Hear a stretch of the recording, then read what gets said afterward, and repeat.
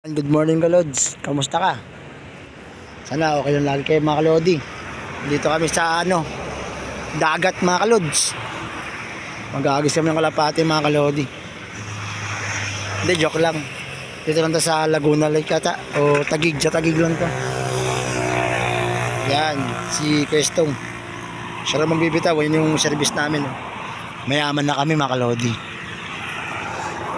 Sila mga Kalods, mga magandang mata. Yan. Kapon sa Pasig, ngayon naman dito sa may Taguig, dulo ng Taguig. Yan. Yan muna si Pigeon. Ayan, kagapon na una si Pigeon. Andun na si Pigeon. Ayun na.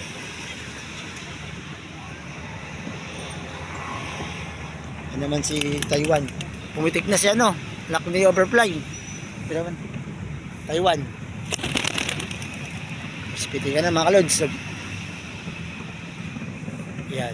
Yung blue bar na malinis kagapon sa Pasig. Yan. Mga Kalods.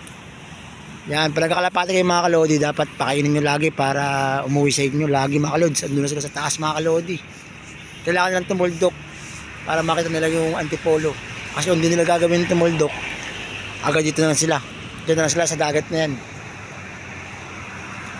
Mga Kalods, ang taas na ni Pigeon.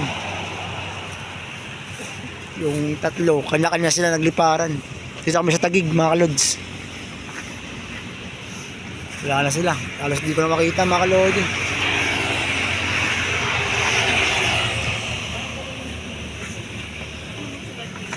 Ayun sila mga Kalods ito.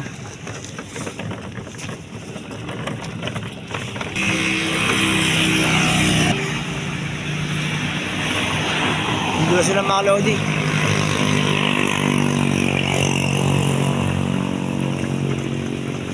Ayun sila mga Kalods.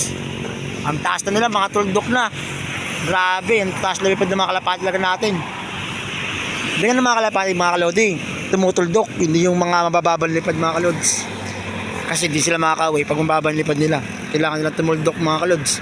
Nakikita niyo mga bundok na yung mga Kalodi. Kailangan nilang umangat dyan para makauwi sila sa antipolo. Kasi kung hindi sila aangat dyan mga Kalodi, hindi sila makakauwi mga Kalodi. Mga Kalods. Yan si Istong. Wala sila mga Kalods. Hindi, mukhang dun sa liliparan nila mukhang uulanin pa sila mga Kalodi. Pero kaya nila yun mga Kalods kasi mga kalapati natin, mga salam-sala yung mga kalapati na yung mga Kalods. Mga kalapati yung malakas yun, mga kalapati yung napili yung isaling sa race. Kaya syempre mga Kalods, hindi tayo mag-aalaga ng mga kalapating mahihina. Ang paparami natin sa kulungan natin mga Kalodi yung mga malakas, hindi yung mga mahihina.